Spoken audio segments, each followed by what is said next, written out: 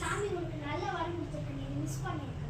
எப்பவுமே நீ நல்லது பண்ணா உனக்கு நல்லதா நடக்கும். நீ ரொம்ப நல்லது பண்ணிட்ட, அதனால சாமி உனக்கு ஒரு நல்லது கொடுத்துருக்கு. இதை அப்படியே மெயின்டைன் பண்ணு. இந்த மாடி விஷயம் முடியும் வீடியோ உனக்கு பிடிச்சிருந்துச்சுன்னா கமெண்ட்டை நல்லா இருக்குன்னு போட்டுருங்க. பட் நாங்கள் கொஞ்சம் அதிகமாக போட்டிருக்கோன்னு நினைக்கிறேன்.